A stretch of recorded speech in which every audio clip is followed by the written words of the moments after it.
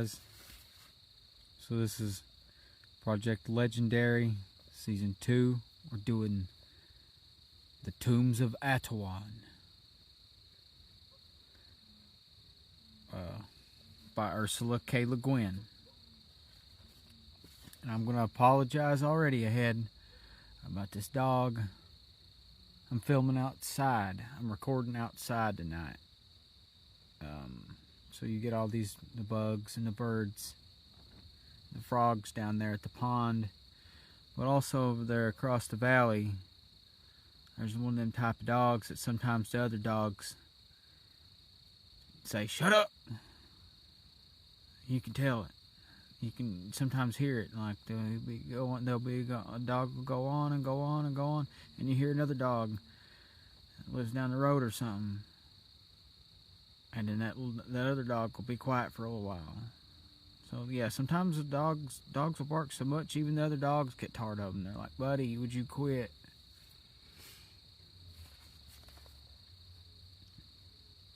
All right, now this book is very interesting to me, especially there's some of this, the way the world is, and the way the setting, the layout of the setting there.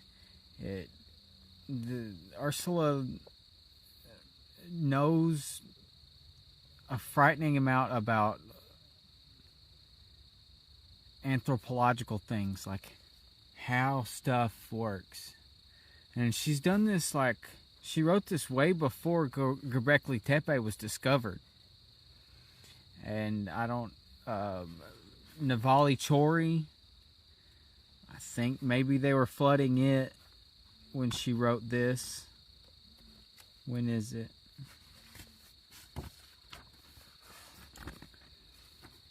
Anyway, she has a almost frightening insights, it seems, into temples with monoliths and stuff, and sacrifices and things. It's very interesting. All right. With all that out of the way, prologue. Come home, Tanar. Come home. In the deep valley, in the twilight, the apple trees were on the eve of blossoming. Here and there, among the shadowed boughs, one flower had opened early, rose and white, like a faint star. Down the orchard aisles, in the thick, new wet grass, the little girl ran for the joy of running. Hearing the call, she did not come at once, but made a long circle before she turned her face toward home. The mother, waiting in the doorway of the hut with the firelight behind her, watched the tiny figure running and bobbing like a bit of thistledown blown over the darkening grass beneath the trees. By the corner of the hut, scraping clean an earth-clotted hoe, the father said, "Why do you let your heart hang on the child? They're coming to take her away next month, for good. Might as well bury her and be done with it. What's the good of clinging to one you're bound to lose? She's no good to us. If they'd pay for her when they took her, which would be something, but they won't. They'll take her, and that's an end of it."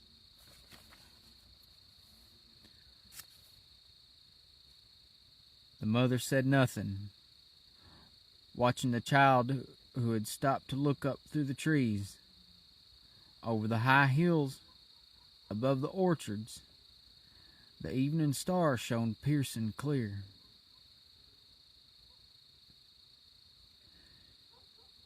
"She isn't ours. She never was, since they come here and said that she must be the priestess at the tombs. Why can't you see that?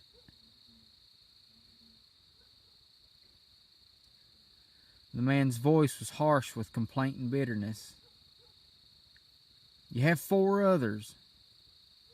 They'll stay here, and this one won't.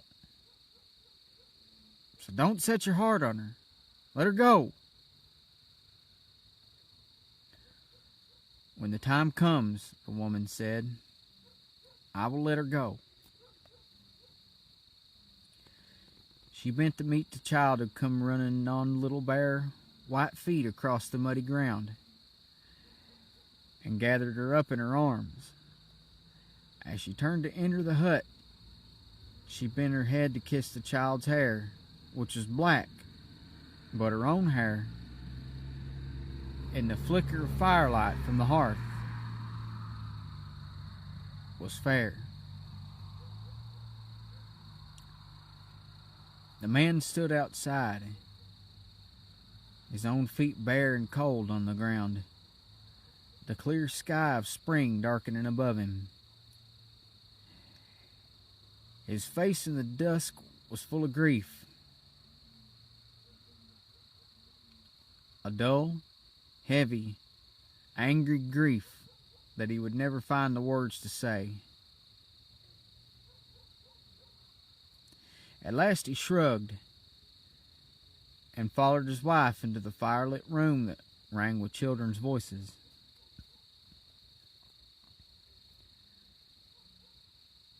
Chapter 1. The Eaten One. One high horn shrilled and ceased. The silence that followed was shaken only by the sound of many footsteps, keeping time with the drum struck softly at a slow heart pace. Through cracks in the roof of the hall of the throne, gaps between columns where a whole section of masonry and tile had collapsed. Unsteady sunlight shone aslant.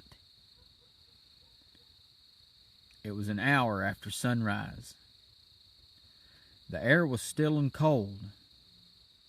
Dead leaves of weeds that had forced up between marble pavement tiles were outlined with frost and crackled, catching on the black robes of the priestesses. They came, 4 by 4, down the vast hall between double rows of columns.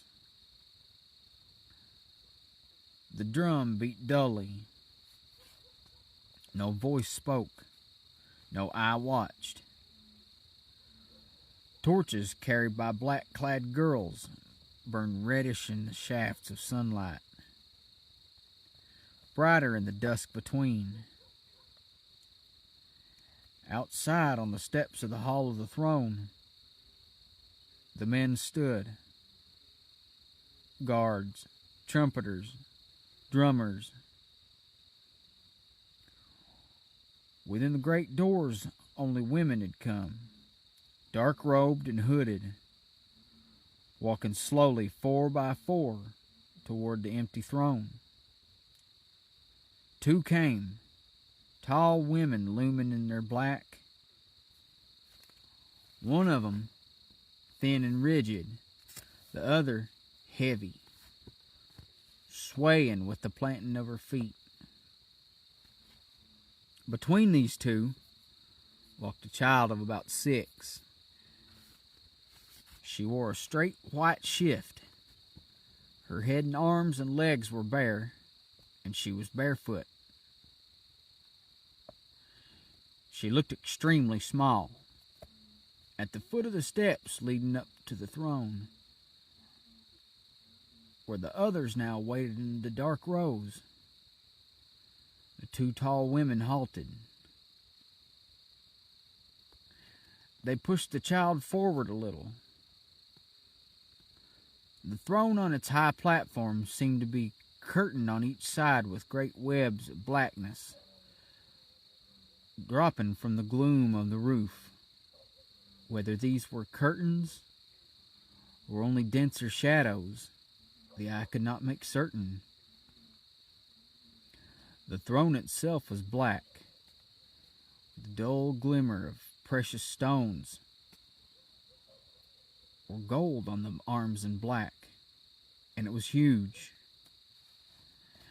A man sitting in it would have been dwarfed.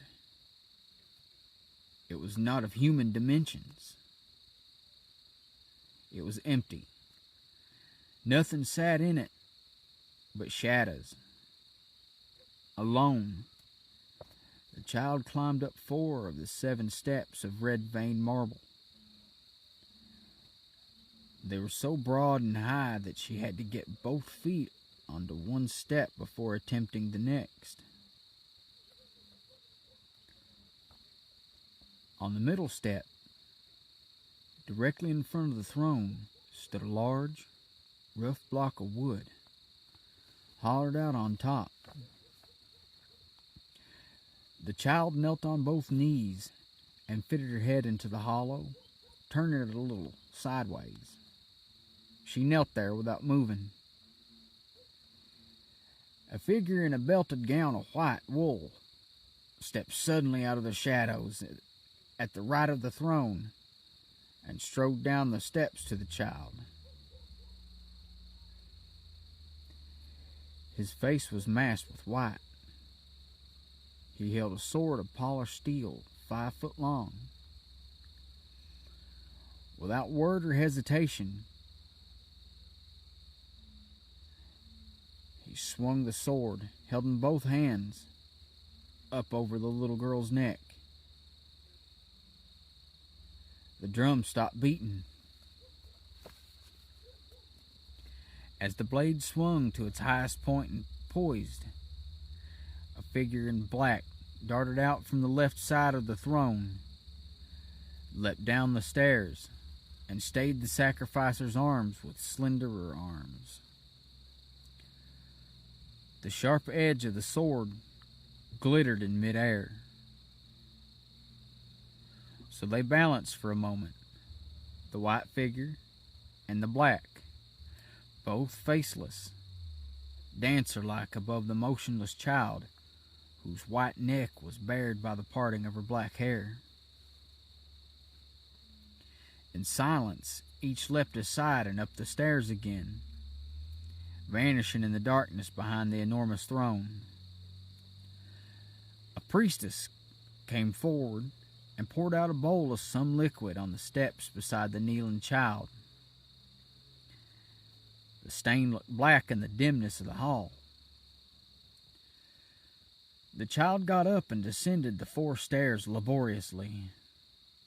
When she stood at the bottom, the 2 tall priestesses put on a black robe and hood and mantle,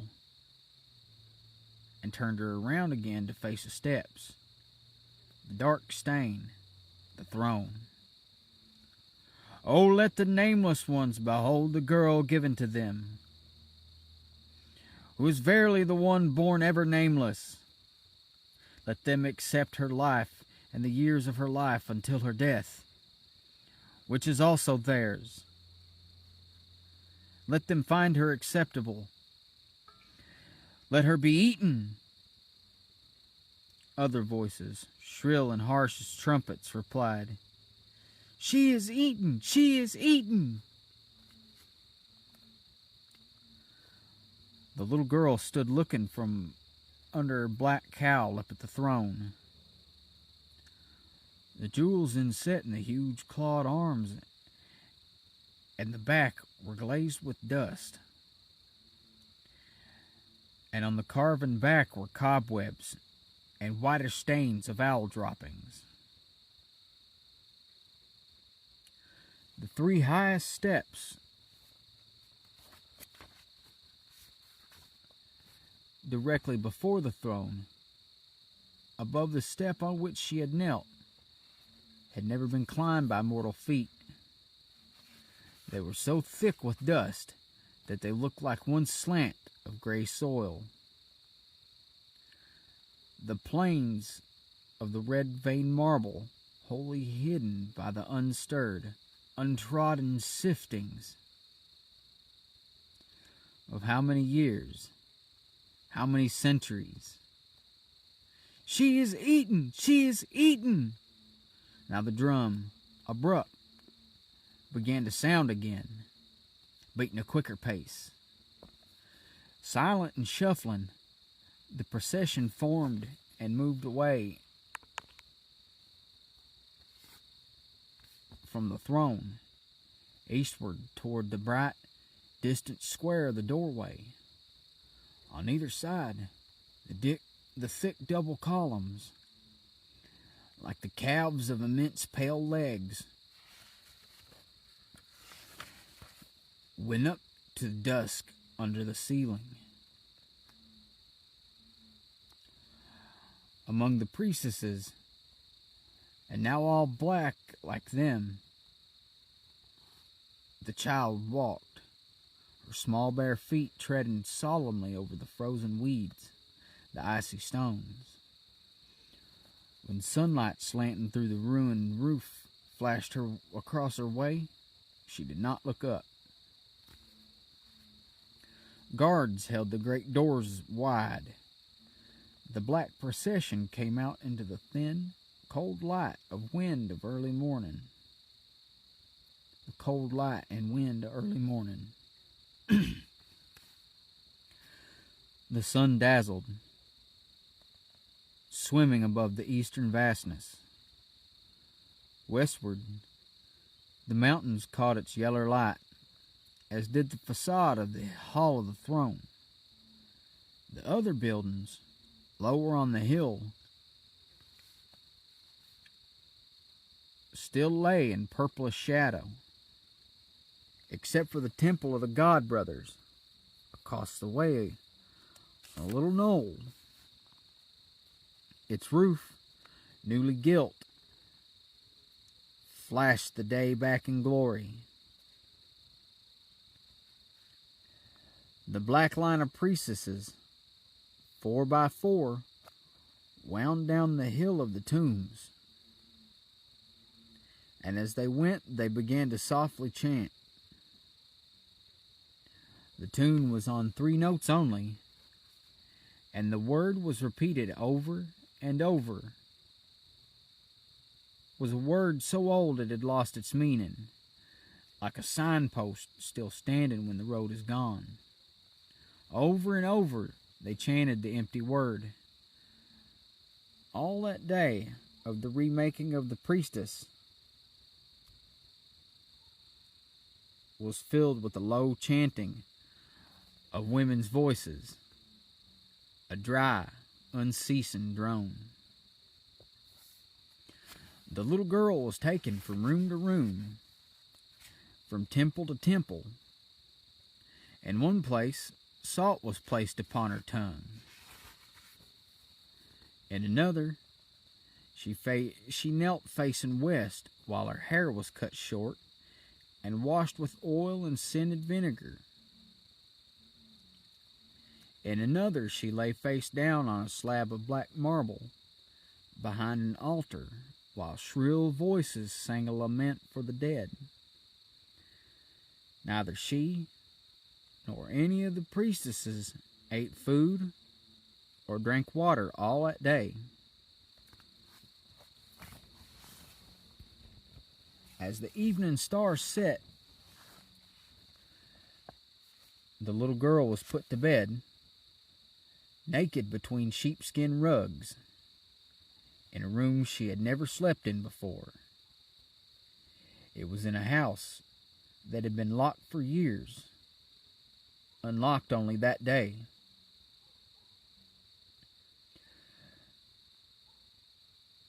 The room was higher than it was long, and had no windows. There was a dead smell in it, still and stale.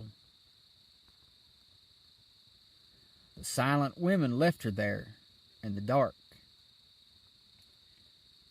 She held still, lying just as they had put her. Her eyes were wide open. She lay so for a long time. She saw a light shake on the high wall. Someone came quietly along the corridor, shielding a rushlight so it showed no more light than a firefly. A husky whisper. "Oh, are you there, Tenar?" The child did not reply. A head poked in the doorway, a strange head, hairless as a peeled potato, and of the same yellowish color. The eyes were like potato eyes, brown and tiny. The nose was dwarfed by great, flat slabs of cheek, and the mouth was a lipless slit.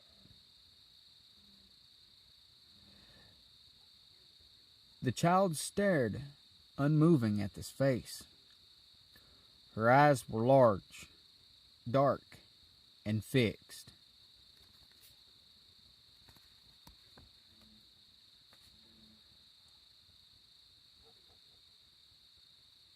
"Oh, Tenar, my little honeycomb, there you are." The voice was husky, high as a woman's voice, but not a woman's voice. "I shouldn't be here. I belong outside the door, on the porch. That's where I go. But I had to see how my little Tenar is. After all the long day of it, eh? How's my poor little honeycomb?" He moved toward her, noiseless and burly, and put out his hand as if to smooth back her hair. "I am not Tenar anymore," the child said, staring up at him. His hand stopped. He did not touch her. "No," he said after a moment, whispering. I know. Now you're the eaten one. Now you're the little eaten one. But She said nothing.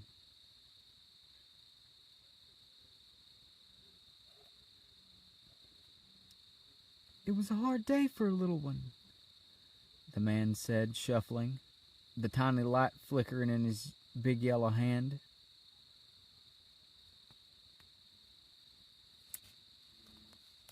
"You should not be in this house, my non."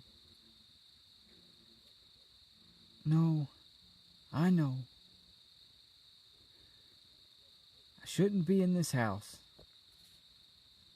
Well, good night, little one. Good night." The child said nothing. Manan slowly turned around and went away. The glimmer died from the high cell walls. The little girl, who had no name anymore, but Arha, the eaten one, lay on her back, looking steadily at the dark.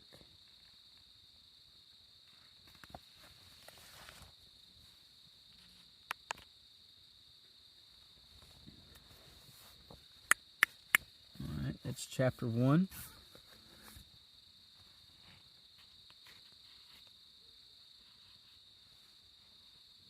I know that was a little weird there, but nothing untoward happens to Arha. Nothing. This was a Newbery Honor book. I'm just gonna put that out there. I don't want to spoil anything, but the dude wasn't trying to be creepy, I don't think. Anyway, thank you.